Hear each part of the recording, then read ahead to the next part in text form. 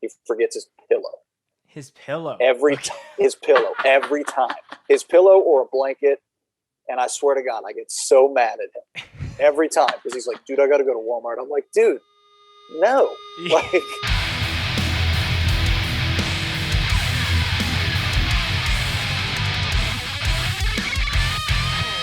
hey, what's up? It's Stefan from Ejection Pact, and you're listening to the Scoped Exposure podcast. And my dog.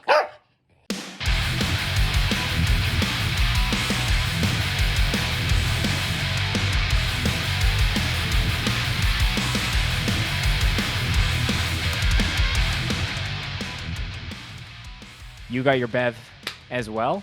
Yep, I'm good. Hell yeah. Okay, well, thank you so much, everyone, for tuning in. This is another episode of the Scoped Exposure podcast. I am really, really excited to be sitting down with a homie from down in Ohio, Mike White from ORTHODOX and BATHER. Thanks for coming on the show, man. Yeah, I'm really excited to kind of be on one of the episodes. Yeah. Yeah, Mike and I got to meet in person for the first time when ORTHODOX came through and played Winnipeg. Interestingly enough, you guys were kind of doing a very short run up with Kublai Khan, and then they kind of went through the rest of Western Canada and were doing things with, I'm trying to remember who the bands were, but it was more of a metal tour, but you guys did this really short stint, so I was really happy to catch you guys when I did, and you know, things went off well. The show was fun. The video popped off when I posted it. So yeah, I'm really excited to be chatting more about some of those things. Yeah, that was a super fun show. It was kind of interesting because we went up with them. It was like 5 days or 4 days or 5 days. Mm-hmm. And then they went, I think it was with Despised Icon, actually. Yes, yeah. I like wanted to say deathcore bands. Yeah, I wanted to say something like Acacia Strain, but I knew it wasn't that. But it was, I think it was Despised Icon. Yeah, that makes sense. Yeah. And then after that, we went out with Slaughter to Prevail, Prison, and Body Snatcher. Oh yeah. So did you guys we did our essentially just did a U-turn and go back down south, or where did that tour start specifically? Gosh, that tour it started in Pontiac, Michigan. Oh, okay. So, you know, went up into Canada, then right back down, and went to the Midwest. So, that's very cool. Well, Mike, I'm super excited to be chatting with you. Obviously, the bands that you play in, both I majorly fuck with, and you know, ORTHODOX's latest release was definitely one of my faves from last year. And obviously you're a very avid drummer, so I want to chat, you know, drums and some of those things. But before we get into it officially, let's do our bev check.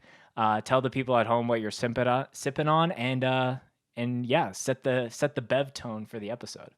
Cool. So like I really mess with ginger ale. Okay. So I got a late one. Okay.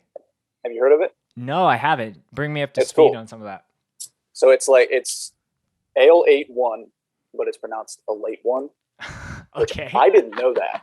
Right. But I think it's like kind of a Kentucky, Southern Ohio type thing. Okay. And I can't remember when I first discovered it, but they started to put them in like Kroger's and whatnot up here. So sure. I was like, all right, I'm going to get like a couple 6-packs here and there. And that's what I decided on today. Yeah, no, that's a good pick. I'm not as big on the ginger ale, and I think maybe it's due to just me not like diving headfirst into that world. I have a lot of ginger ale fans and friends, I guess. But no, the spelling of that is funny. It just brings me back to like high school when you were like doing T9 and doing the GR8. If you're trying to say great or anything like that. Goofy ass spellings for nothing. No reason at all. Yeah. Yeah. Like, man, sometimes I think about like the flip phones and the T9s and like how fast your brain would work to like spell even just a sentence because they're hitting like the 7 to get to S or whatever it is. So yeah, it was 3 for everyone except for like 0 was 4 of them. It was just like looking back, you're like, how the hell was I typing out paragraphs? Yeah. Yeah, you're just going so fast. Yeah. Yeah, kids today, you know, like I think my wife had a phone where I think it's maybe on the Pixels where you can kind of swipe around to spell a word, and it's smart enough. Oh, like that cross. Yes. Yeah, one of those. I can't remember what that's called, but I can't do that. Like I have hard enough time just spelling. Yeah, it's funny. I do think I'm getting more on the just sending voice messages to people, because sometimes I'm like, this text doesn't need to exist forever. Like if I'm just asking you like Right. a quick question or something that doesn't need to be Yeah. documented on my phone. Mhm. Yeah. As far as what I'm checking Bev wise, I got, today I was gonna, it's always a question mark now, with having Bev sponsors and some of those things. But Mhm. I felt a little dehydrated today, so I'm just rocking a Liquid Death sparkling water. Funny enough, I reached out to them for sponsorship, and I can't say officially yet that we're sponsored. Maybe by the time this episode comes out, maybe that has changed, but I reached out to them, and I'll tease it for any avid listener that I am going to be doing a podcast episode with their vice president to That's talk sick. about, obviously like, Bevs, but we'll also talk about music things, because he was like, yeah, I worked Warped Tour and Ozfest. I'm like, oh, okay. And it was funny enough because when in the initial email, I didn't ask him to come on. He just was like, this sounds interesting. I'll like, if you'll have me, I'm down for it. So that'll be coming down the pipe very soon here. I'm just going to take a sip. Very good. Very sick. Do you fuck with these guys? Are you a I sparkling water haven't head? tried any yet. Everybody has them, and I don't know. I haven't come across them yet. Yeah, it seems, well, to my knowledge, they're based in California, and like there's just they haven't really tapped into a lot of Canadian markets, at least that I've seen. Like I'll be at a random 7-Eleven and I'll see one, but it's not as wildly accessible. So I don't even think I've seen them in the wild out here. Oh, interesting. I don't, because until you said that, I didn't realize that he was actually out in stores. Right. But that probably changed pretty recently, because I know his marketing online was pretty much just like, buy a case or two or whatever, and et cetera, et cetera. But I was like, I don't really need a case. I'll try it eventually, but right. It's a very sick concept for like the recycling and whatnot. I fun with that. Yeah. I think it's one of the other Bev sponsors that's out as far as the time of recording this, New Level, which I'm starting to put some Bevs on the wall here now. There. Yeah. So that's awesome. When I saw Drew last, his business partner essentially said he foresees apparently there might be and don't quote me on this, but there might be a aluminum shortage coming down the pipe, just on the sense that like kegs aren't like the common thing. So it's like there's the supply and demand of that is shifted. But yeah, I didn't really fact check him on that, but that's his world. So yeah, it's kind of interesting. We'll have to see how that. I never even thought that would be a shortage type thing, but yeah, of just like some kind of metal. Like that sucks though, like because obviously there's not a shortage of plastic, and I feel like that's harder to recycle versus metal. Yeah, so I don't know.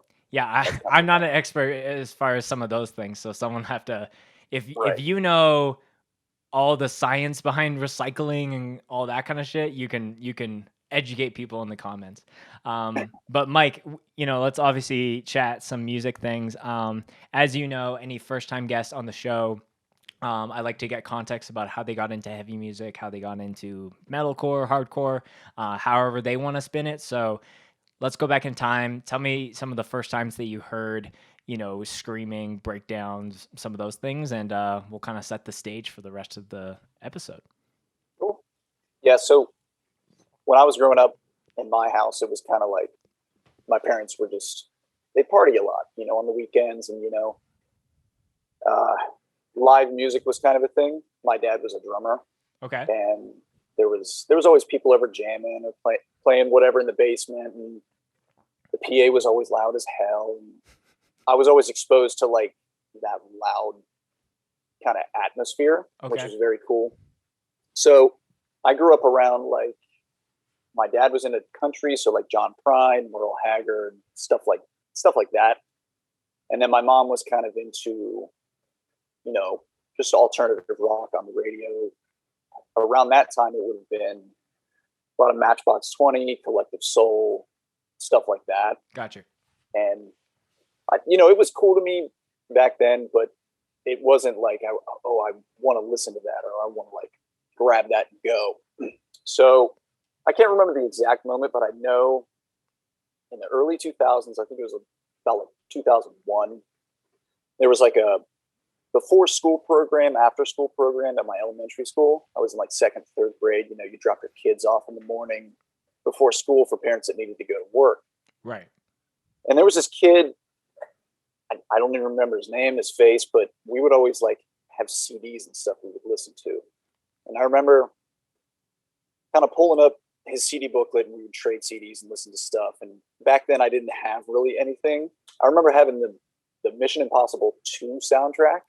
Okay. Which it had like a Rob Zombie song, a little bit edgy stuff. There was a Limp Bizkit song on there. Sure. And like, I knew of that, but I didn't, nothing heavier at the time. Right. And I would go through his CD booklet and try stuff out. And there was this one CD, it was this gray CD, and it like had weird writing on it. And I was like, what is that? And I put it in, and it was Issues by Korn. Oh, and I was like, okay. What the fuck is this? The intro track, there's like bagpipes and this weird stuff. And then track 2 is Falling Away From Me. And I was like, whoa, this is like creepy and weird and heavy. And like, I've never heard anything like that. Mm-hmm. And from then it was just like, just go. Mm-hmm. And I know we had a family friend, my mom's best friend's son was also into Korn. Okay. Super heavy into it. So like I would like learn their discography from him. Like, oh, this is their second record. This is because back then the internet it was a thing, but it wasn't a thing in my house. I couldn't get onto whatever and listen to YouTube. I didn't have a computer then. Right. And I was really young. So this is second, third grade. I'm like 9 and 10, which is super young for like a kid to be listening to that type of shit. Oh, for sure. But that's why like this shit is so normal to me. Like I know of people getting into music when they were like 16 and 17 with the heavy stuff. And I was deep already by then. So I'm just like, everyone else was listening to like Kids Bop, and you're like, no, I'll stick with the Corns and those things. Yeah. Like I was never into the radio hip hop or the radio rap or anything like that back then. That was all like a completely other world to me. Sure. And I was, in my own little bubble growing up. So I don't know. And I'm an only child too. I have a half sister, but she's not in the same age range. So I didn't have any older brothers and sisters. It was basically that one family friend to kind of like coach me on that stuff and like go over, that whole world. So yeah, that was super cool back then. And so I basically started with metal is my, the new metal. And then I would get into like, POD, Linkin Park and stuff like that, going into middle school. And then I remember in 6th grade, that was when I discovered Slipknot. Yeah. Like that level. And then from there, it was like Slipknot, Lamb of God. I'm into Mushroom Head and whatnot, like that whole like shock rock stuff, Guar, all that weird, crazy shit. Yeah. And then from there, I remember getting into Cannibal Corpse because of reading about them in magazines and stuff. And like, interesting. Okay. You would get like magazines like Hit Parader, Circus. I can't remember if I got like Decibel, Metal Hammer, stuff like that. And you'd go through and you'd see record covers and reviews and stuff like that. I remember getting into In Flames because of that, just because of the record cover. Yeah, that seems to be a big draw for you as far as seeing something that, you're just like imagining like what could this sound like. That's interesting. Yeah. And again, not having the internet super accessible, I would either have to borrow something or whatnot. I had dial-up towards, high school, beginning of high school. So it was a pain in the ass. I had to wait on everything. You know what I mean? It wasn't like today where you could literally click, oh, boop, boop, boop, boop, boop, and go in there and listen to whatever you want. So it was like a lot of trial and error with the long run, going to buy the CD and like, nah, I don't really like it, et cetera, et cetera. But yeah, I think on the other side of that, it made things that I did like way more important. Oh, okay. Yeah, I like that take. So, yeah, like you go and you buy the physical CD, you have time to like literally look at it and take it in and look at the credits, look at the lyrics, look at the thank yous and all that stuff. And it's more of a big picture. That's why I feel like a lot of, my generation, we have like super favorite bands that we dove deep into right off the bat. Like Slipknot, Lamb of God, Killswitch Engage, all those bands are like that to me.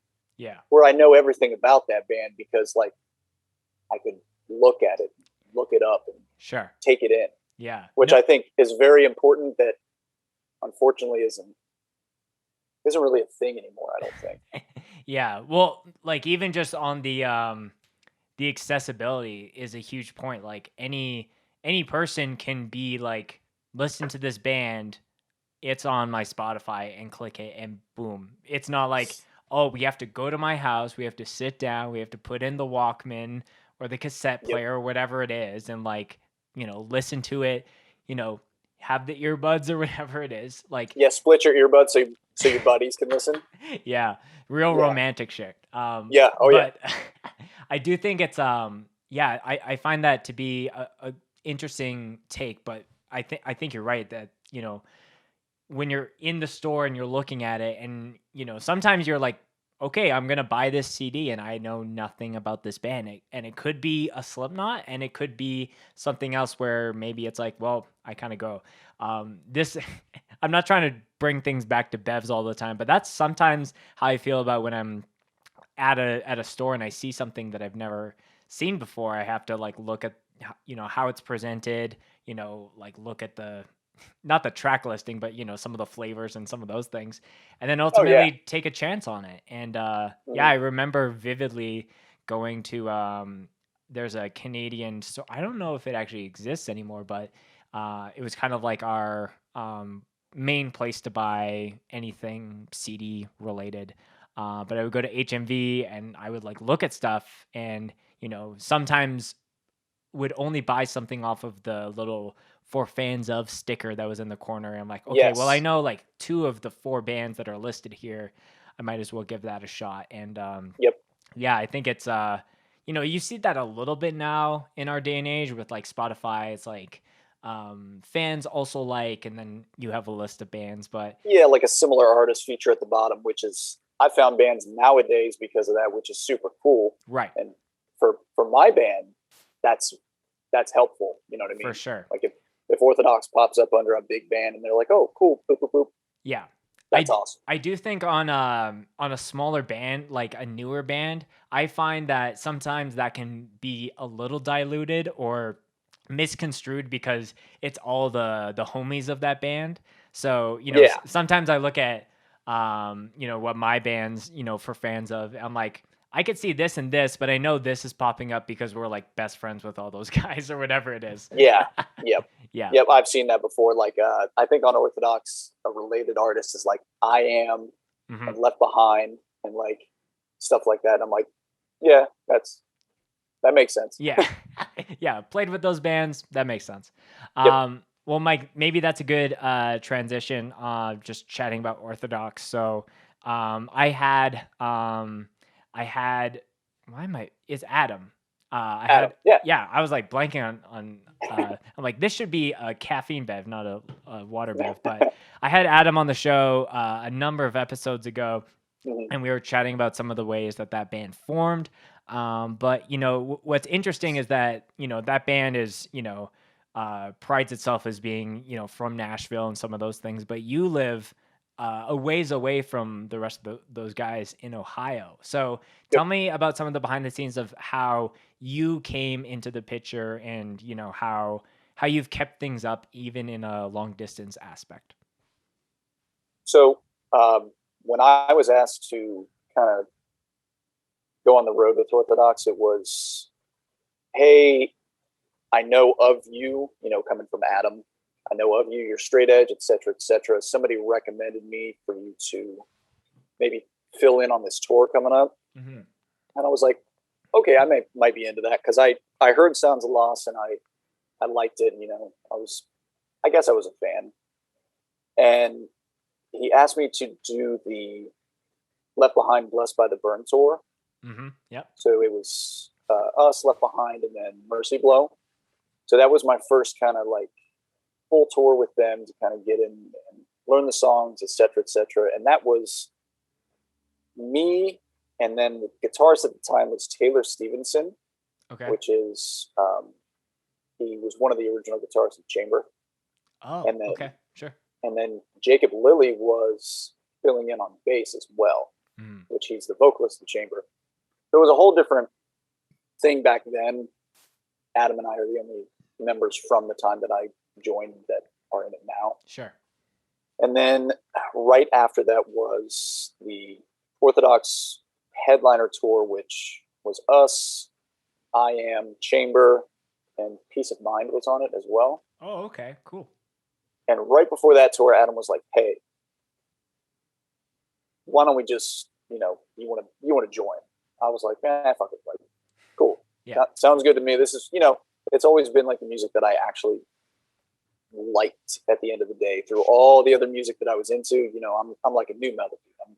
I'm a Slipknot guy. I'm a Korn guy. So it's like that made the most sense to me out of anything. Sure. Okay. So I was like, cool, we'll join. And I'm just like, I'm 6 hours away. It's weird. Whatever, we'll go for it. And that was the last tour before the whole lineup changed. That tour was still Jacob and I and Taylor. And then it was before we did, what tour was it? The first Spite tour we did. Okay. Spite, Left Behind, us, and then a band called Depths of Hatred. We had to scramble to get fill-ins for that tour as well. Okay. Because Taylor had left, and then Jacob had left to kind of do Chamber full-time, obviously. Yeah. So I think I recommended Austin, I can't remember. Or maybe I told Adam, like, hey, this literal kid is interested in joining. Yeah. I think Austin told me, because he's from South Carolina, and we've met through another band, and he came up and was like, hey, nice shirt, because it was a Dwell shirt. Oh, okay. He was also straight edge. Yeah. So this little punk ass kid walks up to me at the show and it's like, dude, I like your shirt, man. And I was like, cool, man. Like, nice to meet you. And then eventually I see him at another show. He's like, hey, man, you guys ever need another guitarist? Because I was already in Orthodox. He's like, let me know. I was like, okay. And I kept that in the back of my head. Told Adam about it, and he kind of reached out, and that's how that happened. But we also needed a bassist. So I asked my buddy Shiloh, who also lives here. Oh, okay. Yeah, so half the members of Orthodox are from Ohio. Got you. Okay. Yeah. Not a lot of people know that. Yeah, I thought it was just you, so I appreciate you clarifying some of those things. So I think it sounds like you guys knew each other, and then it was like, okay, this makes sense as far as the music and, the outlook on the band being a straight edge band. Let's just go for it. But I do think, we're probably in the best time in technology wise where, doing a band long distance in that regard can actually really work, but it still 100%. takes, more planning, more time, more effort.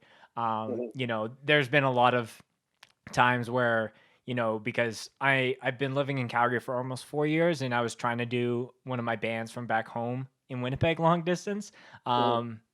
And just overall, like, some things kind of just fell apart. And I think it was half to do with that, but also half maybe just kind of being over playing that style of music. So, for anyone who is listening, who maybe is like, how do you do a band where half the members live in one state and the others live in another?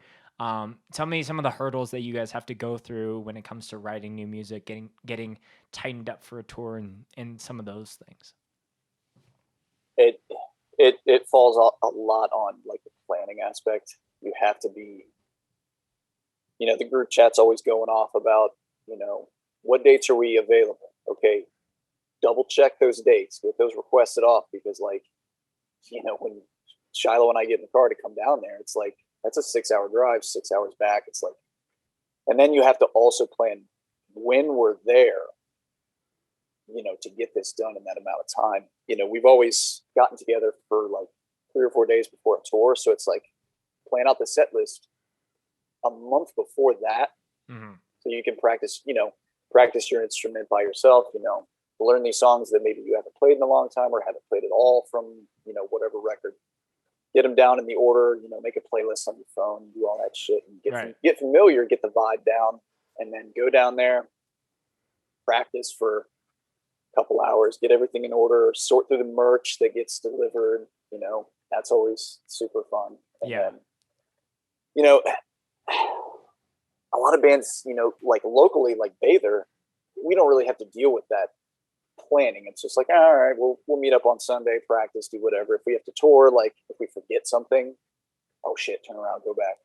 That doesn't happen here. Like, right. It's definitely different for me because that's the first band I've done that with is Orthodox. But like a good example is writing for this next record. We have to go and plan 4-day weekends to kind of do like a group writing block. I will say Austin has been super good about getting riffs, demos, because he's super good at like programming drums, which is like super, like that helps out a lot. Right. Yeah. We don't have to wait until I'm down there to track drums or whatever. He can just, plug them in and like, oh, does this sound good? Do something different with that fill or whatever. Sure. And then, take that weekend, because we did 2 weekends ago, we were down there. We're going down this upcoming weekend. Okay. To do it again, to kind of get ready for the next record and kind of utilize our time the best we can during all of this. Yeah, for sure. Yeah, and I definitely think, it's probably not for every single person or musician to do that, but, it is possible. Like, I think back to one of the early bands that I played more in like 2012 or so. It was funny enough because we were in Winnipeg, and then I had 3 members all in different towns, all an hour outside of one another. So we would literally all drive, 3 of the guys would drive into town, we'd get together, and then, we're driving back. Because we would jam from like 7 o'clock to like 10 o'clock, and then I go to bed because I had to work the next day, but they all have to work the next day, but they have to, they're in bed by 11:30 or something. So it was funny because even though that was like nothing that really came to like a bigger level, it was still just so fun to get together with those guys and write that music and just hang out. And all of them were so just, like I'll drive an hour, I'll drive 2 hours, I'll drive 6 hours to make that happen. So no, I definitely think it is, possible, but I think like you said, the organization should be at a high priority, because nothing is worse than you guys driving down there and things just are like, oh shit, I forgot to demo this song, or, the merch is coming next weekend, not this one, all those kind of things.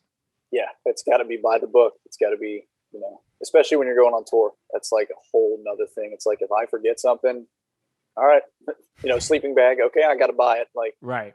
Can't go back. Has that happened before where, something you've blanked on, either a piece of drum gear or just personal, and had to make a last minute purchase or something like that? Not me. I'm very I'm very anal about stuff like that. Sure. I do a lot of overthinking about what I pack and overthinking about the van, because I own the van, I own the trailer. I don't know. I obsess over stuff like that. Right. But I'll tell you, I swear to God, anytime Trey, the bassist of Bather, has gone on tour, either doing merch for Orthodox or anything like that, he forgets his pillow. His pillow? His pillow, every time. His pillow or a blanket. And I swear to God, I get so mad at him every time, because he's like, dude, I got to go to Walmart. I'm like, dude, no. You're using this rock as your pillow. Fuck you. You're done, dude. But nothing ever really bad or anything like that. But yeah, to give him some point, anytime that me and my wife go camping in the summer, I always seem to forget my pillow. And I'm like, well, I guess I'm just bunching up this hoodie of mine and sleeping that way. Hoodie pillow, man. Always. I think that's what Shiloh does. He uses a hoodie pillow, or he uses a backpack. He doesn't even bring them. Oh, okay. But that's by choice. That's by choice. Yeah. Yeah. The neck pain is not to be placed on any other thing. It's purely because of the hoodie pillow. Absolutely.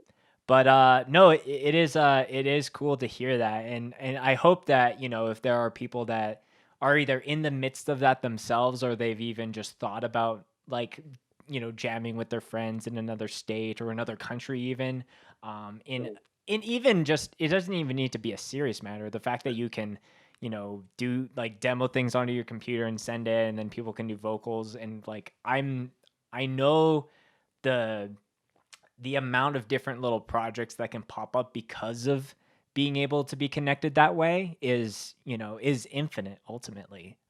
It's kind of the same thing with this podcast. Like, if I was only doing things in person, this show would not be at the scale that it is now. The show wouldn't be happening right now. Yeah, it wouldn't be happening. No, exactly. I would be like, I guess I'll interview like, I don't know, any person that is comfortable to be at a distance. But no, it's no, it is funny. So it sounds like, you know, Orthodox is working on some newer material right now, but, you know, like I said earlier, Let It Take Its Course is an album that was really, you know, the timing of the release of that obviously was unfortunate in the sense of the pandemic and everything, but I still rock that. You know, I listen to that on a very weekly basis, like, as far as, you know, if I need to scratch a new metal itch. And, you know, me and Adam talked a lot about it.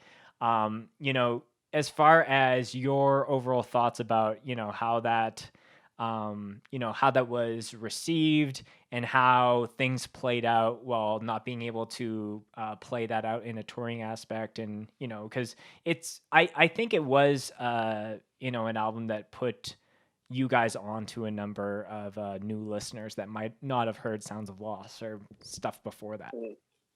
I can agree with that as well. The timing was definitely, like, strategically going to be great when we planned it. Sure. But obviously didn't turn out that way. We didn't even finish the tour that we were on, because we were on that Spike tour. Yeah. And that was a huge bummer. I think it was received immediately pretty well. And I was actually surprised at the end of this year to see how many, like, top 10 lists and whatnot it was on. I was like, well, that's a lot better than I expected, being one at the beginning of 2020 and not being able to tour on it. Because we had 2 tours later in the year that obviously got canned. So that was 2 opportunities to not be able to play that in front of crowds that would have otherwise maybe not heard it. Yeah. So, but yeah, it was received better than I thought. You know, I like the record. I think the songs are good. I still have fun listening to it and playing the songs, and I'm proud of that record. Mm-hmm. But just the whole marketing being kind of like swept under the rug of touring and it not being on the table in front of somebody to buy, that really sucked. Right. Yeah. And sometimes it is like, you know, I'm sure a number of people had records that came out during the pandemic that they didn't have any opportunities to play any of those songs live. But I do remember when you guys played in Winnipeg, there was maybe 1 or 2, maybe even 3 songs from that record that were unreleased at the time that eventually came out. One of those specifically, the title track, Let It Take Its Course. And I remember still so vividly when I was watching you guys play that, and, you know, the snare is rolling in. I'm like, okay, so there's this big epic part that you guys are building to, and the double ride kind of part breakdown kind of kicks in. Yeah, yeah.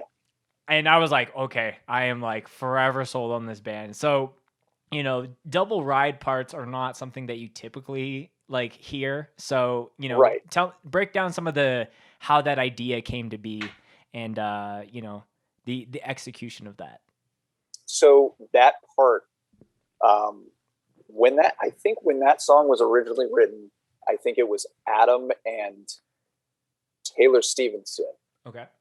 Who kind of, I want to say it was Adam and Taylor who wrote that and kind of got that solidified, because he sent over, like, it was either a voice memo or just like a phone recording. And Adam obviously plays drums. He used to play drums in Purgatory. He did all the drums on Sounds of Loss. So he sent that over. I was like, what the fuck is that? Right. Yeah. And I think he played it a little differently than I play it now. I think because his ride, the bell was actually smaller. So he was like okay. not actually hitting the bell the whole time. Mm. And I have like, you know, one of those mega bell rides where it's like just massive. I think it's like a 10-inch bell or an 8-inch bell. Yeah, it's like a big lump. Yeah, it's a big old booby, dude. It's huge. Yeah. And it's one of so, those like, those back zits that, you know, those videos where people are just like, yeah, you yeah. have to use two hands. Yeah, just sorry for the visual.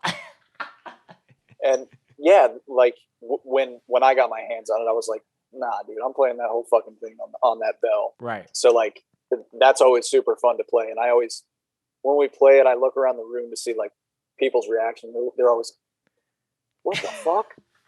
Right. Yeah. And that's so funny. that's always super fun. And I don't know. I think like little annoying parts like that are super cool. Mm. Like, you know, if anybody's got like one of the big ass Zill bells, I get juiced on it. Those are so sick. Yeah, you know, it's like, oh, there's gonna be some parts where it's just like ridiculous bell parts. Yeah, just breaking the stick on the bell. Yeah, the only other time that I can honestly recall where I heard a dual, like some kind of ride part like that was as epic was, you know, this is going way back when I was like first getting into like, you know, metal and some of those things, but seeing the behind the scenes of Avenged Sevenfold doing Almost Easy and the Rev having two rides set up like this and doing like that still is like that part is still mind blowing to hear. So, you know, like I don't know if you would ever actually rock two rides just to do that part. If I had the space and I had the sponsor, I'm in, dude. Fuck it. Like, but I'm not carrying around two rides. There's no way. Yeah, no, it's one of those like that would be like aesthetically very cool, but yeah, there's like just to have one placed on the left hand side of the kit would just not work. Yeah. Oh yeah. Is there any other you know, parts off that record that you know, you mentioned like annoying parts. Like, is there other parts where you're just like, yeah, I'm really glad that we we played things a little bit riskier and did something that isn't as conventional, but it ended up paying off really well for that song? I think as a whole, like as a whole song, I think Cut was a really interesting song to do. Adam presented the idea of doing kind of like I don't know how he worded it. I want to say like an arena rock, like a big singy kind of different song. And I was like, instantly, I was like, yep, I'm in. Yeah. Like, whatever it is, I'm probably in. And that one is like, it's different from anything on the album, aside from the outro track. But I really like that song. It's a lot different. I think we were going to end up playing that on one of the upcoming tours, but obviously we didn't. So right. Yeah, when tours happen again, that's coming out. Oh, for sure. Yeah, Cut is definitely one of my favorites from that. Maybe this is a general question that we can hit on, because I think it's cool when you see kind of one band do a part that is again like one of those things, and then that trickles down into some other bands. So, do you have a favorite and least favorite trend in heavy music drumming right now that we can kind of talk about? Trend. And that could be anything from just like this one style of playing, or like everyone has this symbol or this dimension of their kit. We can get as nerdy or as bare bones as we want to. I think especially with drumming, there's always like this roller coaster of what's cool and what's not at certain times. You know, sure. when I started playing shows like my freshman year of high school, the thing was like everybody wanted their rack toms to be flat. Right. You know what I'm talking about? Like flat rack toms as low to the ground as possible. Their cymbals were like this. They would have the angle, and they're just putting it on there. Oh, okay, I gotta. Yeah, just like the most straight shit ever. And I'm like, dude, no. Like, one, you're going to be breaking your cymbals a lot easier like that, and it just looks stupid. Right. I hated that. When I first started going to shows, I see drummers do that. I'm like, no, I'm not into that. Like that's one thing. Obviously, that's not now. Like deep kick drums were a thing back then. Everybody was getting custom drum kits. Mm-hmm. Truth, SJC, Shine, Dark Horse, and I'm just like, oh, like everybody was into like the big ass, like annoying neon colors and shit. Yeah, the acrylic kits and all that. Oh, dude. And they all sounded like garbage. Nobody knew how to tune them, and it was like impossible to tune them. Right. And I fell victim to the custom kit stuff. I've got a Dark Horse kit. I won't slander that company too bad, but I'd never buy one of those again. That was I was young. And I remember vividly though, everyone in the local scene's like, yeah, I'm saving up money to get a Truth custom kit. And I was like, I understand if like, I think it's Alex who plays drums in A Day to Remember. Like that makes sense for a band of his level to be playing a custom kit. But like you playing to 10 of your friends at a bar in Selkirk does not make sense. And I think a lot of their marketing back then for companies like that, I remember seeing like Shine Drums would like push the drummer to bring me the Horizons kit at the time. Okay. Yeah. It was ugly neon, whatever, splatter color or some shit like that. And it was like, everybody back then was like, that, I want that. Mm. And really benefited companies like that, which is cool. But, a lot of the kits were all the same stuff. Mm-hmm. Keller shells, basic hardware. All of the companies had the same shit, just a different packaging, which I don't know. That's a bummer, but I'm glad that that's kind of phasing out. Yeah. So. Yeah, there's definitely like I am all for, people that, who are entrepreneurial and they want to start their own pedal company or, things like that. And I'm sure it's really hard to break into some of those markets, especially for drums, because when I think of drums, naturally my mind goes to places like Tama or Pearl, or some of those things. So to get to try and, prove yourself aside from like the tried and true companies, that's challenging for sure. Absolutely. Yep. Yeah. You got to really break yourself, and, you got to do something completely different. You have to do it well, and you have to live up to your name, which a lot of companies don't do all three. So right. Yeah. You kind of need to, be able to produce a great product, but also, have a higher level of customer service and just like, I'll shout out an amp company called Rev up from Canada, and they have, I used to have one of those amps. I would say I have one in spirit because it burnt down in the Jam Space fire. But I heard about that. I heard you talking about that one time. That sucks.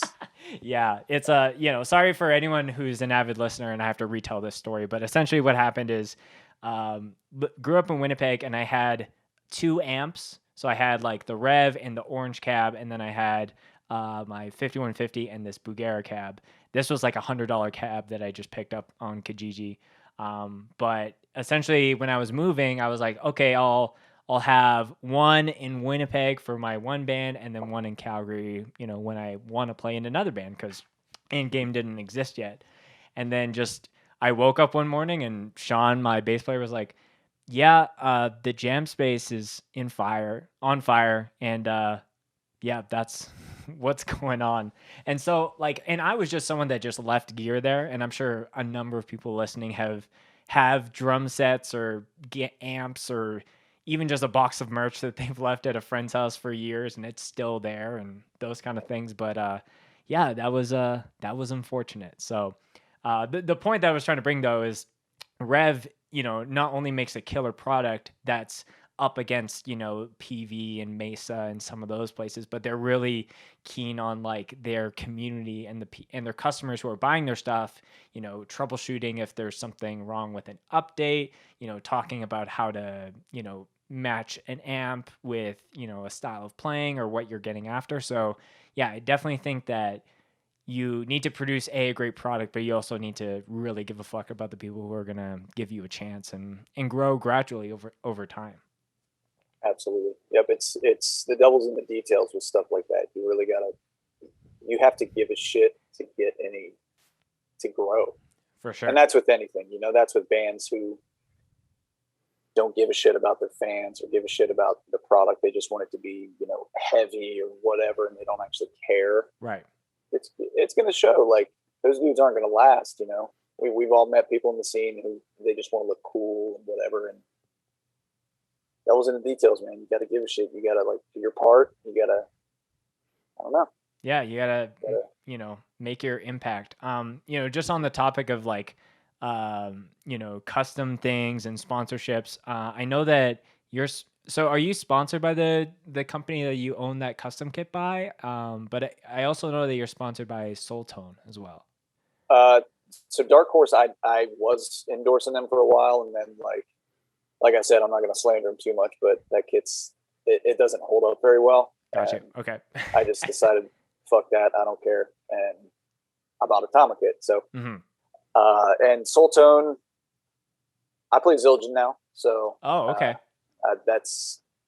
I'm not endorsed or sponsored or anything by Zildjian. It's just what I want to play now. I wasn't experiencing the best quality with Soultone, and I wasn't. I think that we talked about that a little bit at the Winnipeg show. Is that you're like, yeah, probably. I'm gonna be, and for probably. Those that don't know, like Soultone and a number of companies, drum, guitar, whatever, there are certain like sponsorship opportunities where you just get a discounted rate, and some of these things that kind of trickle down. It's not just like, hey, we saw your band online. Like it's not that as romantic as that sounds.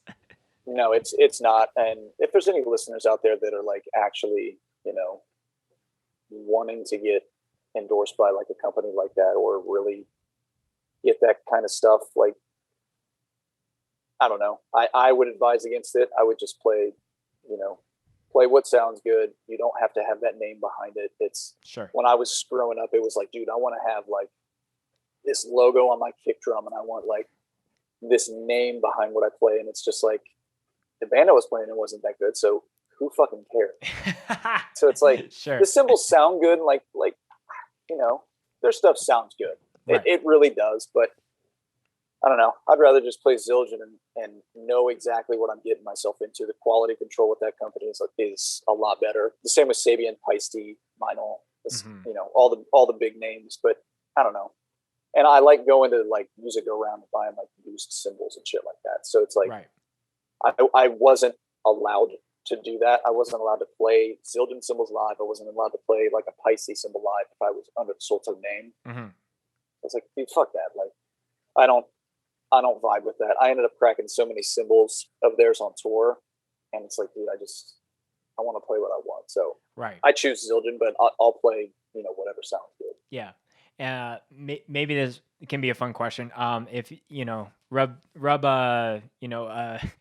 upcoming ginger ale and a genie pops out and he's like, I can grant you one drum sponsorship from any company, whether that's something show related, cymbals, sticks, anything in between. What is the thing that you're like this is the thing that I want for life?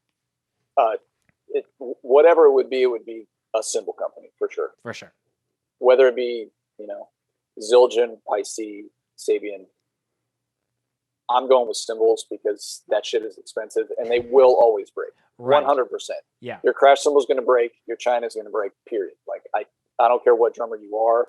If you play heavy music, you're going to crack that shit. So it's like, I want that sponsorship if I can get it for free or a major discount. I'm kind of curious if Zildjian or Sabian or any of those companies have someone like, I doubt this, but it would be interesting if they have an analytics department looking at, cymbal warranties, like what's the average point for a certain cymbal to break? Because I'm sure that they're making certain cymbals that kind of cater more to maybe a heavier music audience, but it would just be interesting of like, just learning some of the stats behind just people breaking metal, essentially. Yeah, they have to. I mean, I don't know the actual, like, what would go into that, but it's like, because if you call into like Zildjian and you're like, hey, I need a cymbal, like, what can you recommend me? They're like, boop, boop, boop, this. Right. And that's, I'm not going to play like a jazz cymbal because I'm going to, one, it'll sound weird, and then it's just going to shred. Right. But, that is very interesting though. I've never really thought about that, but yeah, it's got to happen. Yeah. Somebody's got to be out there doing that math. Yeah. I'm not. Anyone from Zildjian listening who's doing that, please let it be known. Send a Google Doc link if you have that for public access. Yeah, the Zildjian crash tester. Yeah. Crash test dummy. What's your what's your take on the kids drum sets that you would see at like Walmart, and it's like the two toms and the cymbal right in the middle that sounds like you're like pinging a can against the Fucking side. sick, dude. They're great. Yeah, I guess at that point it's more about just, you know, seeing if a kid wants to hit things like seriously Oh, yeah. in some of their point. Yeah. It's not point to sound good.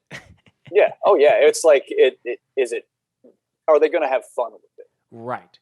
And I never had that when I was growing up. You know, my parents didn't buy me a drum set. It was like my dad's drum set was always in the living room or always in the basement, whichever house we lived at.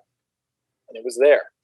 And he passed away when I was pretty young. So like when it was time for me to like make a decision on what I wanted to do, like musically, it was weird because I was always there, but it wasn't mine. Does that make sense? Yeah. It was very, in my head, I was like, I can't play that. Like, that's just weird to me. Sure. So I was like, I'm going to play guitar because that's cool. Like Jim Root looks sick when he's playing the guitar. So I'm going to learn. And that didn't work out. I was terrible. And then I started to learn, but you know, I learned on my dad's Gretsch kit, and it was like, that was super cool. And I got my first kit when I was like 8th grade or a freshman. Okay. And I bought the biggest kit that I could. My mom was like, all right, let's go get you one. And it was like this 9-piece Tama Rockstar. you talk about the rev, like that's like the double kick, 4-rack tom, 2-floor tom. Like that was it. It was beast. Yeah. But that was a cool kit. If I ever come across that kit again, I'll probably buy it. Do you have like a unsaid rule for yourself of like, I won't have more than X number of toms? Because like I don't think it's very common just to see a 4-piece, and sometimes it's interesting. It's like, oh, this band has a 5-piece, they have 2 high toms. That's interesting. But you know, I think things start to go in a weirder direction when it's like, what is this rack of different things at this small like, DIY hardcore show or whatever it is? All right, so like if it's like a hardcore band, don't play it bigger than a 5-piece. You don't need to. Right. There's no reason. Like I know like older like hardcore bands, like New York hardcore bands, they'd be playing either 4 or 5-piece with 2-rack toms or whatnot. But I would always like go see shows at this venue here called the Alrosa Villa. And it's like a thing here where we'd be like, oh, that band's an Alrosa band. Oh, okay. And we all know what that means. It's like a bad local band that has a too big a fucking drum set and doesn't know how to play their instrument. And it's always just like bar metal type shit. You know, you'd see them opening from Mushroom Head and shit like that. But you got no business playing that big a kit because you only use a hi-hat and a crash. Right. And I was that as a kid, but I grew out of that fast. I'm like, 1, I'm not hauling this shit. 2, I don't use all this shit. And it's like, I don't know. You just don't need it sometimes. But if I was in a death metal band that, you know, went 900 miles an hour like Cattle Decapitation, I'd fuck around and have a bunch of rack toms. Yeah, I think those kind of things are granted, even if those, you know, smaller or local shows are at bars or things like that. Like, yeah, if the music is calling for that kind of crazy aspect. Do you know of a band from here called Wake?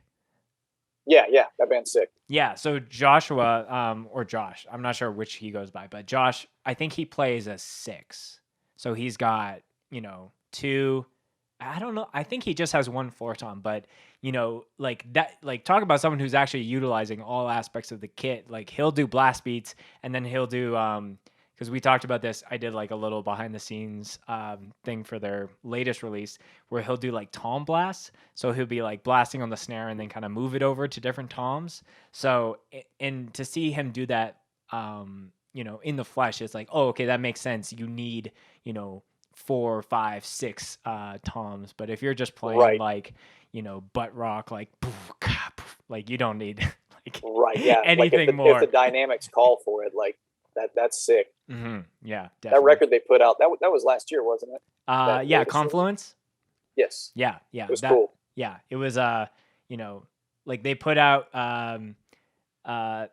why am I blanking on the name? They put out that record in March, and then they did Confluence just like around the summertime as like a little COVID like mini Okay. LP project. But yeah, Was that like a B-sides maybe or something like that, or was it completely new material? it was all new material. So I'll plug cool. them. But yeah, we did a little behind the scenes, video documentary of when they were recording it in the studio here in Calgary, and just like, yeah, it was all new material that they had written off the fact that they couldn't go Devouring Ruin was the main album that came out in March, and then all those new songs came just in the process of like, well, we can't go on tour, let's just write some new stuff.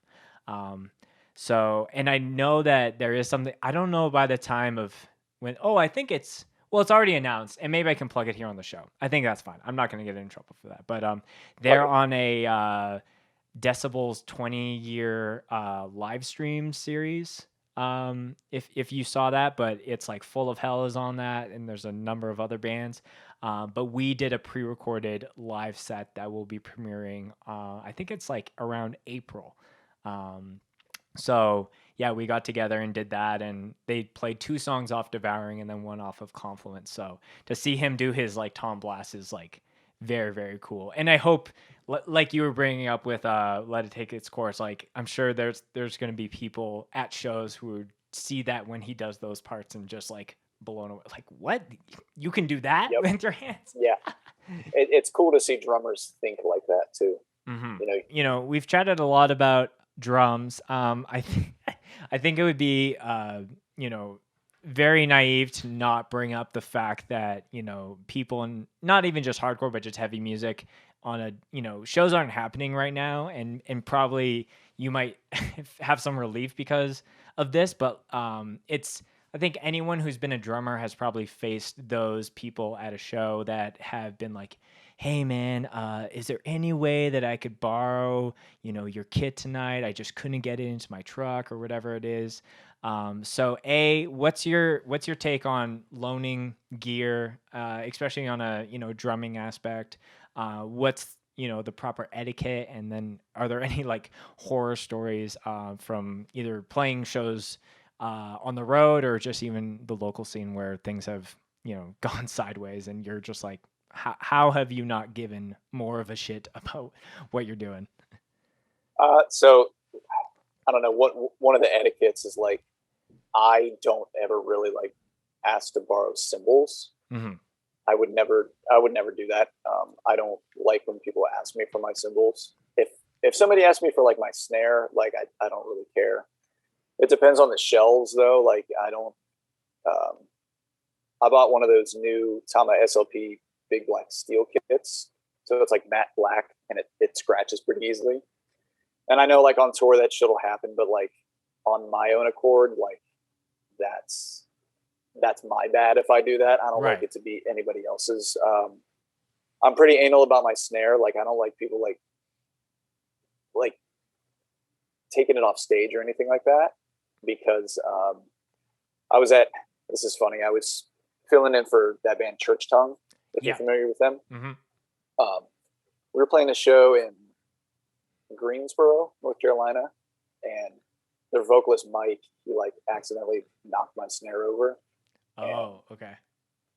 Like it fucked it up. It's a brass snare, so it like caved in the side of it, and I had to hammer it out, like take all the hardware off and like hammer it out with a rubber mallet.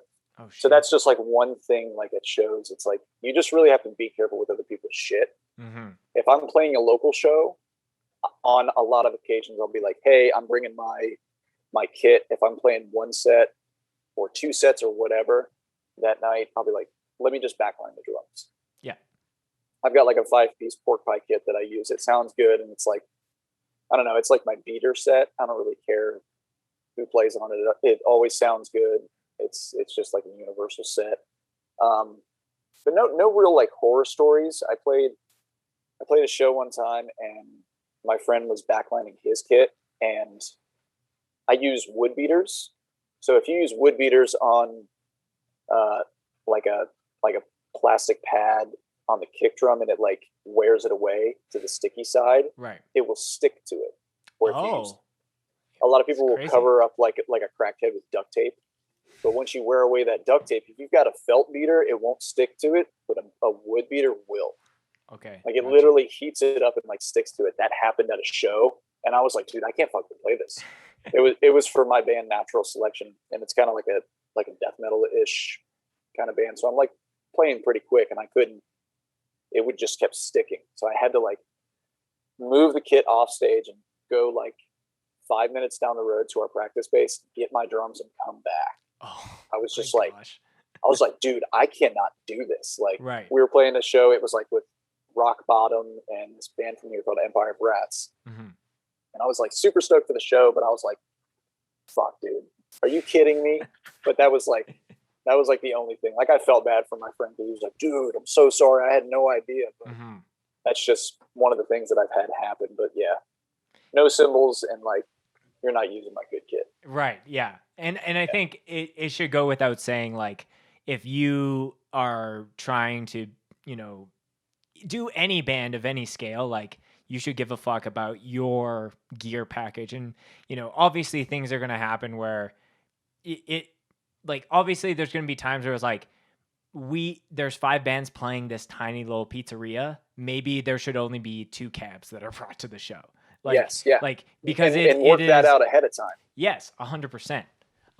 You know, like I've been on those threads where, you know, people are like, okay, who can bring the fridge cab, or who, you know, oh, we don't have one. You know, what are the options? I remember there was a show here in Calgary that a snowstorm hit the day of when Judiciary was supposed to play here, and one of the bands had canceled, and then they were going to bring the bass cab. So then, like, other people who were just going to, like, they weren't even going to the show, I think, but they got hit up like, hey, I know you have an 810, like, can you bring it down to this community center in like 20 minutes? And so, you know, people are driving in the middle of a snowstorm to a show that they weren't even going to go to, but just to bring some gear. So obviously shit is going to happen. And, you know, I think hardcore overall is pretty good at like troubleshooting some of those things to make the show, you know, still happen.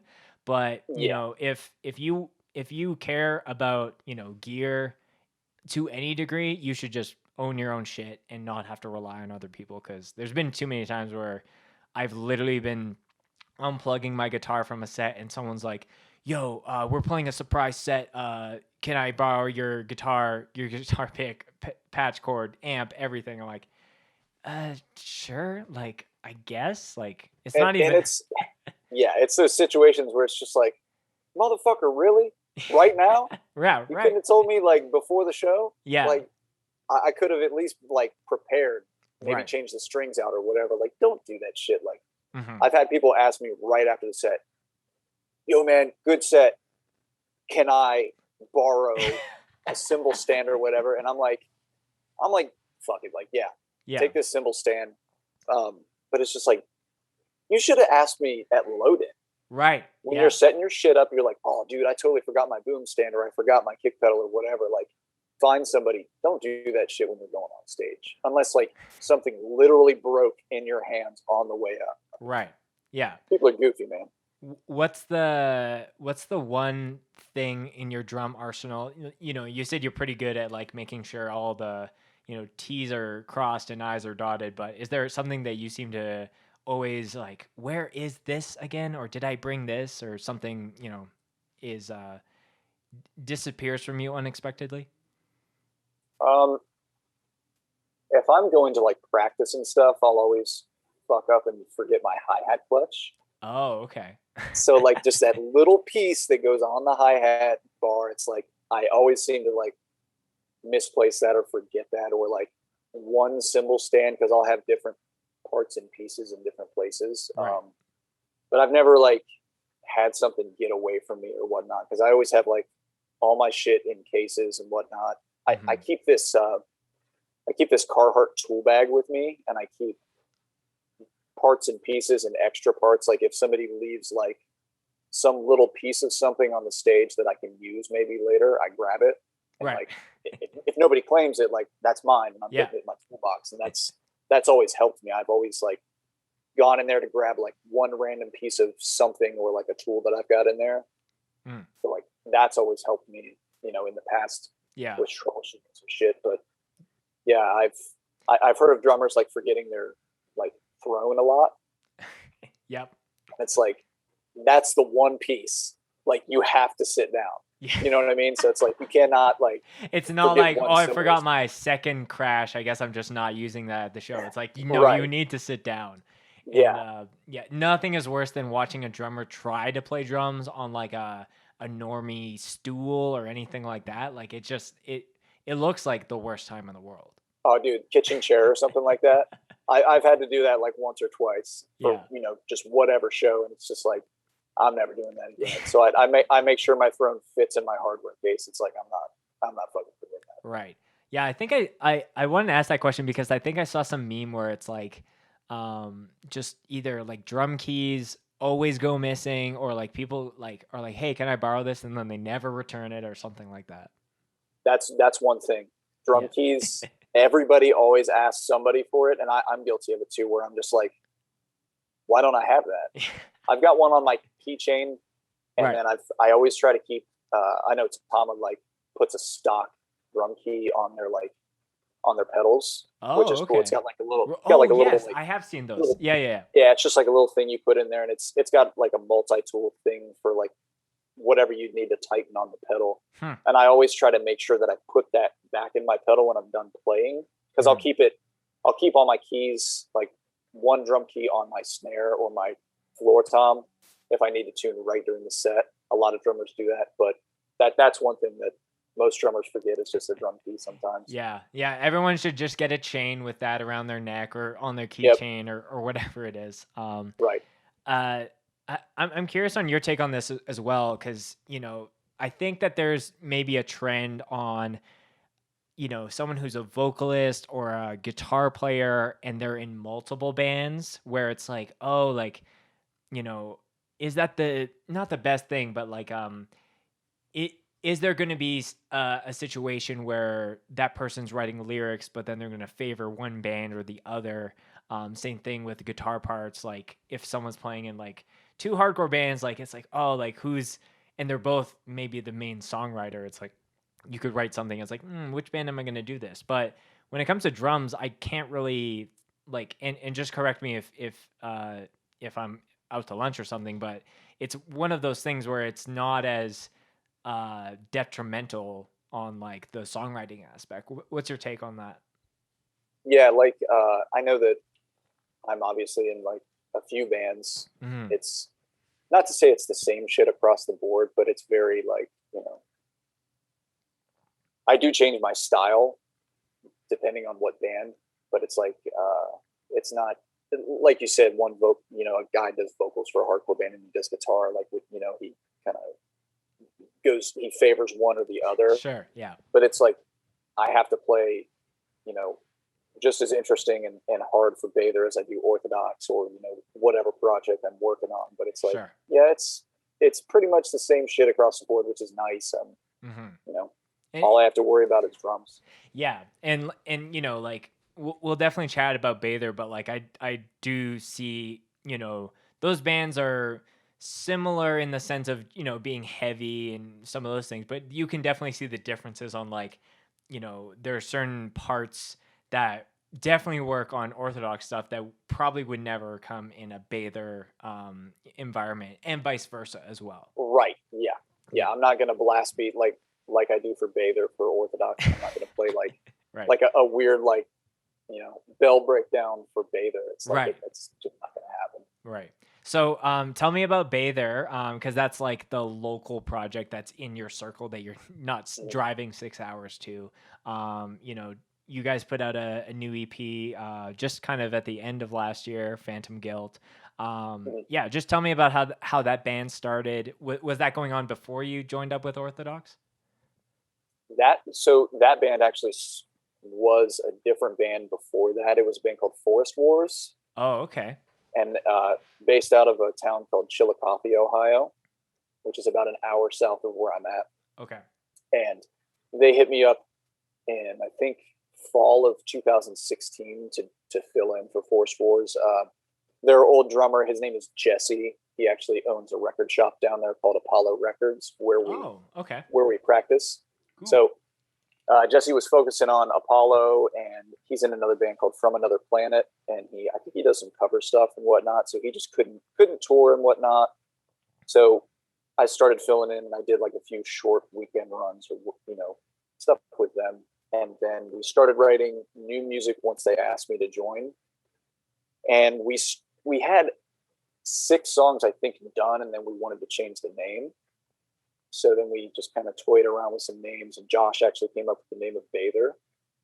And that's how that band started. Mm-hmm. And I think when we launched Bather, we literally like posted a picture of Forest Wars and said goodbye.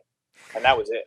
That was it. We posted a photo of our last show, which I think we actually played some Bather songs at. Okay. Posted a photo from that show and said goodbye and didn't say a word after it. That's so funny. And then when we launched Bather, we shot a video for a song called All Dark Rooms.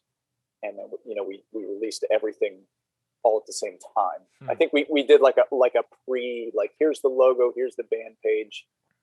Did like a quick, 1 second clip or whatever. Like it might have been like a GIF or something. Sure. Yeah. Video came out like a month later. Yeah. So video, song on Spotify. Here's this is the new thing. Like, yeah.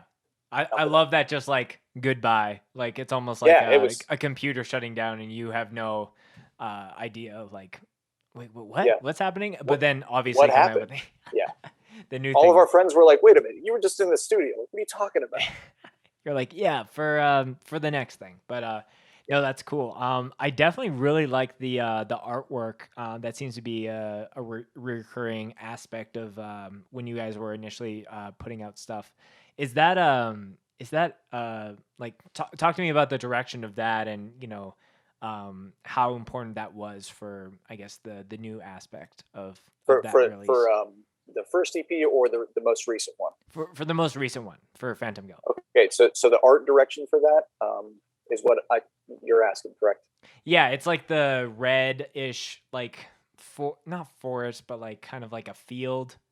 Mm-hmm. Yeah. So that let me pull it up because I don't want to botch where he's from. Give me a second. So that is an artist. I can't remember what part of Canada he's from, but his name is Sean J. Mundy. Oh. Okay. His name is Sean Mundy. And I can't remember like what I saw of his, but it might have been on like Instagram Explorer, or like somebody shared his image on their story. And I was like, whoa, that's cool. And I started digging, and he had that image created previously. And I kept thinking about it. We kept toying around art ideas. Our vocalist is a photographer. Oh, okay. And he did a lot of the video work along with his brother. He was shooting some stuff, and we were just like, I don't vibe with that. And I had that image in the back of my head, and I was like, should I say something? Like, I don't want to like just kind of say, hey, this is what we should do, and nobody agree with me, just kind of worried about that. And I was like, all right, fuck it. And I just was like, look at this image. I want to do this. What do you guys think? And everybody was like, dude, that's fucking sick. So I hit up Sean. I was like, hey, like, has anybody used this? Like, do you do stuff like this? I don't even know if you do commission work or if people can actually purchase your pre-existing stuff. Yeah. And he was like, yo, I'm into it. So he, we purchased the image rights from him for that. And, I was super satisfied because the music at the time was already done. And then we were doing the art. So it was like, it just looked so depressing and different, and just like kind of the whole vibe we were going for. So I'm like, dude, that's it. We're going for it. Like, fuck it. It turned out really good, and I was super proud of that. Yeah, no, it's cool to hear that that it was a Canadian artist that you guys reached out to, but it was also interesting to hear on how you guys had finished the music and then went into the art direction. It wasn't kind of like in the midst of that or happening at the same time, and then things change and there's segregation. But yeah, that is interesting on sometimes you see those images and they just stick with you, and then eventually they come to fruition. Something about that image was just like, man, that's creepy looking, that's weird. And I just kept thinking about it, and I was like, dude, I want that thing. Like even if it doesn't get for the album, like I was gonna hit him up for a print and just get it and Right. print it and whatnot. But now we've got flags for it. That's pretty cool. Was massive image like that. Was it one of those things where you messaged him and you're like, I don't know if you like metal or heavy music. Like, was there any of that, or did you know that he had a little bit of an understanding when it came to that style of music? I think he was into heavier music. Okay. Like I think I remembered that from seeing like something he posted or whatnot. Sure. And I was like, oh, okay, like maybe he's into it. And like his artwork was dark enough that I was like, there's no way he's not into that. Definitely. Type of stuff. Okay. So yeah. I only bring it up because you know, we have I think it'll probably be out by the time this episode comes out, but Endgame, my band, we have I wanted to do a sweatsuit design that had like kind of a 70s-esque like bubbly looking artwork, and I wanted to say like Endgame, like have a version of that, and then the other one to say Bad Bitches Only, because that's kind of like our band slogan. Fuck yeah. So I was scouring the internet just looking for something where I could like just type in the words and it will like produce it. And I came across this website that it was like one of those like pre-made designs that, you know, you could buy or you can message the artist and work with them. And it was exactly what I was looking for as far as the style and the artistic direction, but it said positive vibes only. And I think that's what triggered it. It was like, this is so close. We just need to change a couple words. Right. So I jumped on that website and I messaged the designer, and I was looking at some of her, and I might have told this story on the podcast before, but I was looking at some of her other artwork, and she, you know, did a bunch of like really basic stock stuff for like weddings or like kind of like your live, laugh, love kind of shit. Oh yeah, cookie cutter like yeah, like home decor type shit. Yeah, like Inspire Daily or whatever it is. Oh yeah, I know the type. Absolutely. But yeah, I messaged this girl and I was like, hey, I'm interested in this design. I just want to change two of the words. Would you be open to that? And she responded a couple days later, yeah, like what are the words you wanted to change it to? And I was like, okay, this is the message where I never hear back from this girl again. Yeah, this is the one, dude.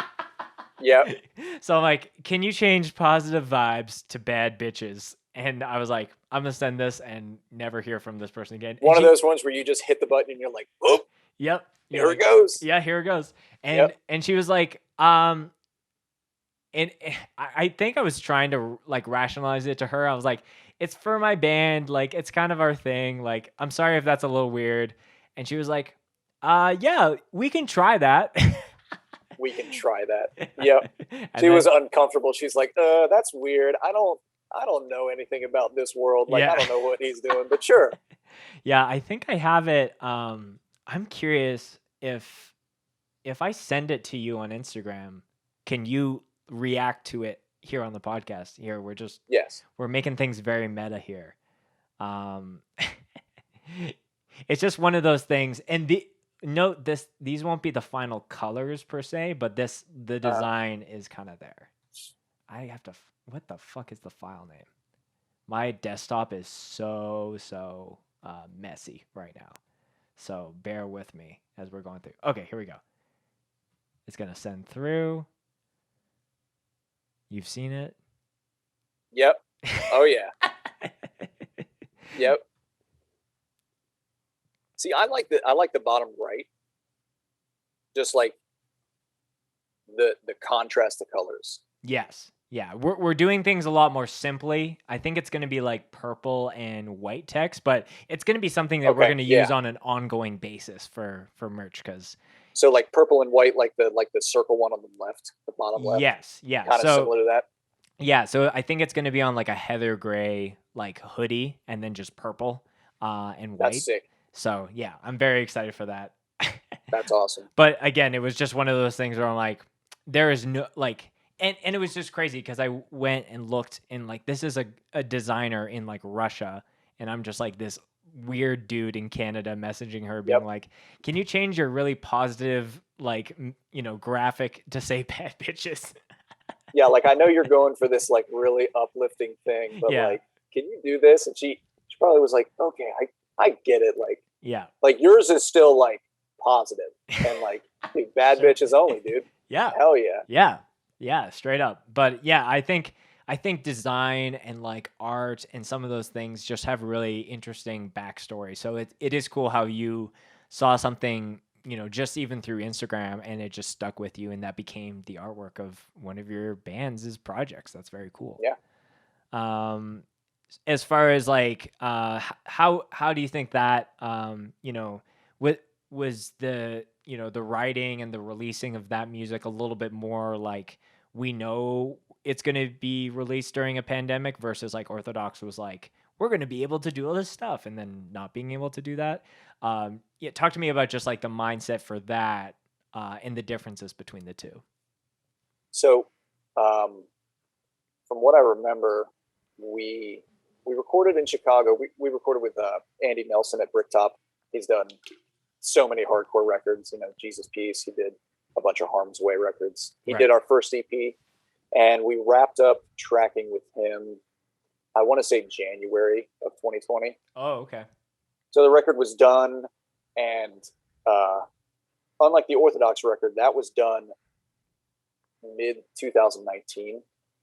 So like we had no idea when we were tracking what was about to happen when we released it, but we get the tracks done. I started getting masters back and listening through on the Spike tour of the Bather stuff. Sure. So like we were listening and then like Trey does merch for Orthodox. Mm-hmm. So he plays bass for Bather. So we're like talking about this shit and we're like, oh fuck, at the end of that tour, it was like, we're not gonna be able to put this out. Mm-hmm. And then that was just like, you know what? Well, I think it was a waiting game. We were just going to wait it out. Right. And then I was like, that's not happening. So we just pulled the trigger and, you know, we had to get CDs and stuff pressed for it. So it was like, you know, we had to do the whole pre-order thing. And then it was just like, you know what, we're just going to do it in December. Like we'll get it out. It's not a big deal. Like I'm sure we'll tour in 2021 right off the bat.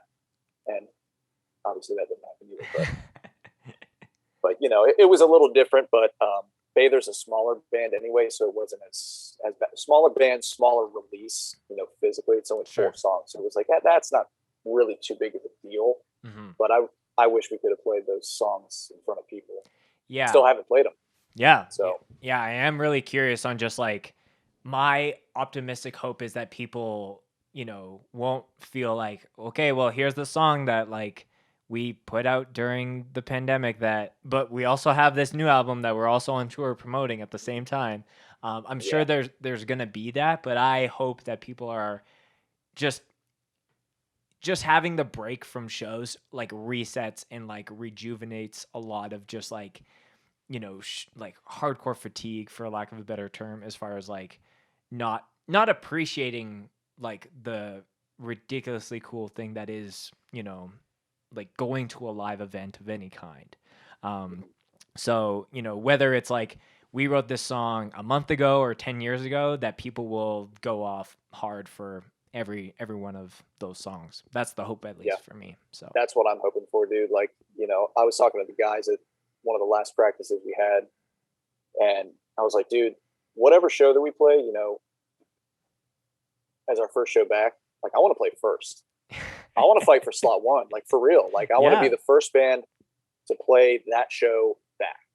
Like, fuck them. Like I'll be so juiced to like, you know, hit that 4 count as the first show back, and I want to be the first band on that show. Yeah, that's one thing I'm like gunning for. I think that would be so fucking cool. Yeah, I never thought of it that way. Of like, because most of the time it's like, oh, we want to play like in the middle of the show because like people are just starting to warm up, or you know, because some people don't like playing last because you're just waiting around and then like people are tired or they're going home or whatever. But no, I never thought about being like, no, I want to play first for the first show. Get it over with, dude. Yeah. Get it out. Like I'll be so juiced. Like once that show gets asked to us and we're allowed to, I'm going to tell them like, we'll play, but we're playing first. Yeah. Like period. Like so yeah. I do think the crazy adrenaline that will hit everyone when like that guitar like rings in for the very first time in that local. Dude, the jitters, man. Oh, dude, man, it's one of those fantasies that I constantly think about, and I know will eventually come to play, but it's gonna be again. I just hope that it's just like a turning the N64 off and blowing into the game and putting it back and having it start just brand new. So yeah, dude, it's gonna be sick, man. Everybody gets those pre-show jitters, preset jitters. Mm-hmm. That's gonna be like, you're gonna see people like shaking in the crowd. Like they're gonna be like, I don't know what to do. Like people are gonna be like, no, I'm not moshing anymore. And then like that ring out's gonna happen for whatever band, and they're gonna be like, fuck it. Yeah. Like they're gonna have no control over their bodies. They're just gonna beat their own ass. Like it's gonna be sick.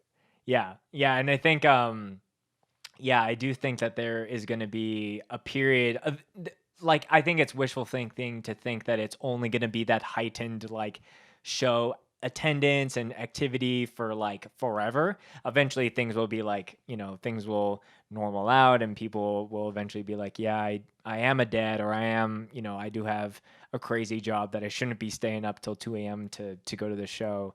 And things will kind of slide back down. But I do think this is a clear indication of like, don't take hardcore or just live music in general for granted, because, it got taken away from us for almost 2 years. So yep, you don't know what you have until it's gone, and that's the most true thing that like has ever been spoken. Like you don't know what you're going to be like when you can't, like me, when I can't play a show or I can't tour, or I can't like focus my mind on what comes natural to me.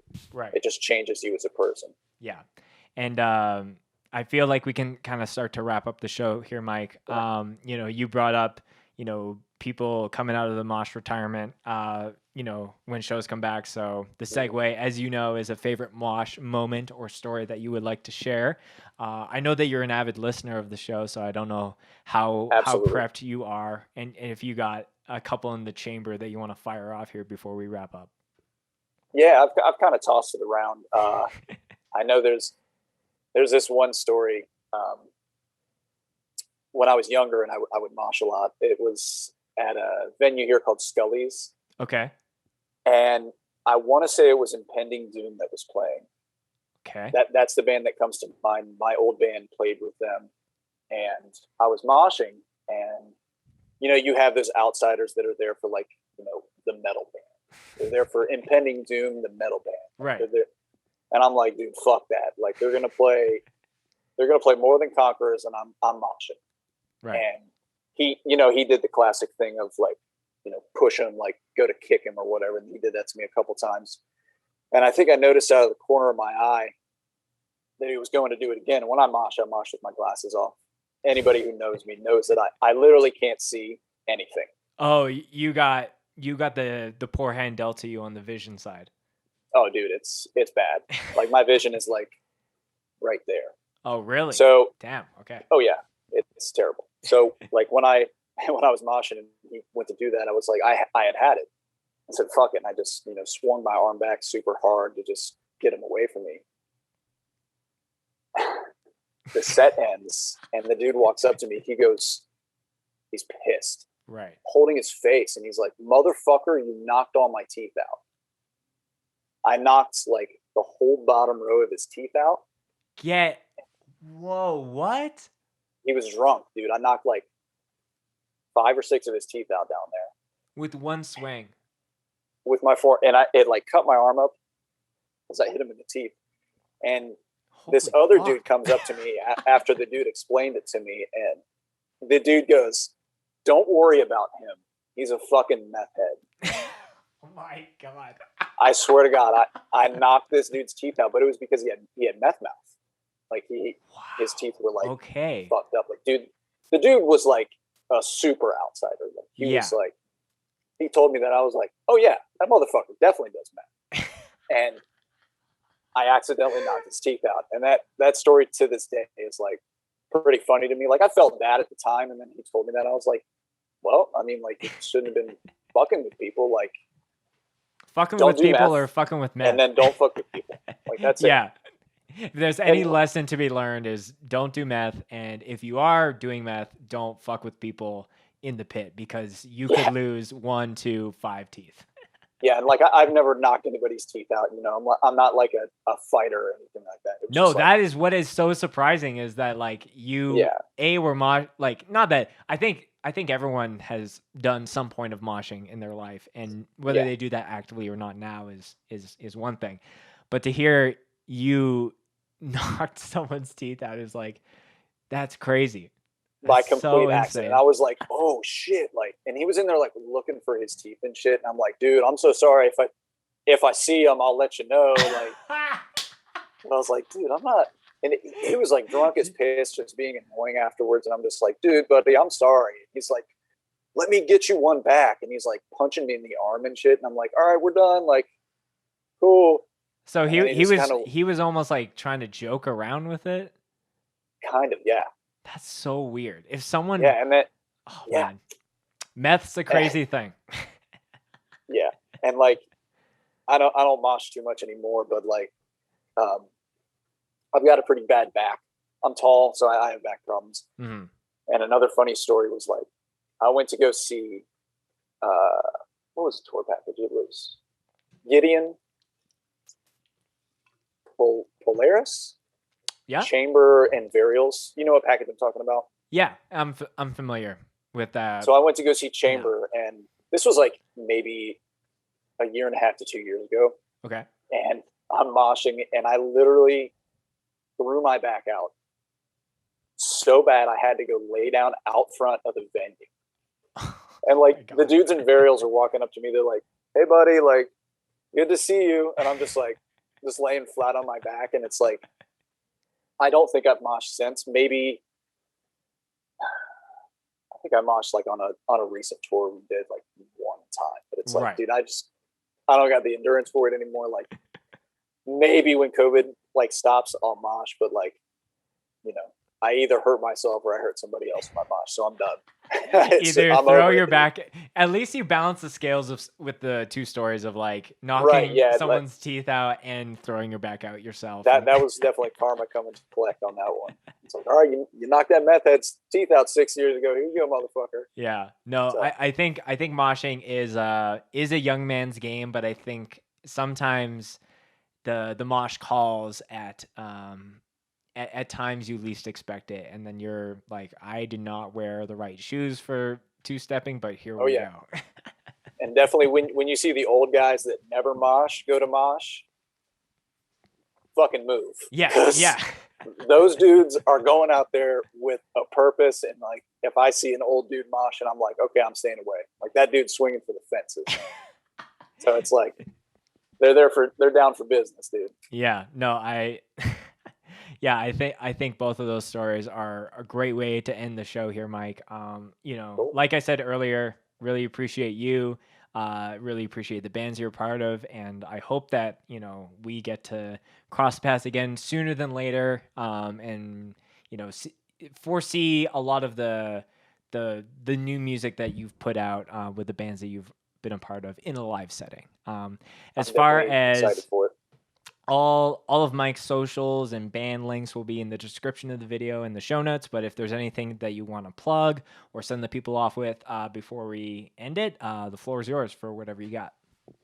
Cool. Yeah. Like all my band's socials are ORTHODOX TN on Twitter, Instagram. And then Bather is Bather, Ohio. And then I'm in a death metal band called Natural Selection. That's Nat Select USA. At Instagram. And then I've recently kind of like been messing around with a band called Zone Zero. So I've also heard that. Zone 0614. Mm-hmm. And I've got a couple other things that haven't come to fruition yet that'll come out pretty soon. But yeah, Mike is staying very busy on the drumming side, and you know, that should be celebrated because you know, drummers are few and far between at times in different hardcore scenes. So, you know, shout out to you for just keeping the kit and the backbeat and all that good shit. And thanks for coming on the podcast, man. I'm glad that we got Thanks for having me. Of course.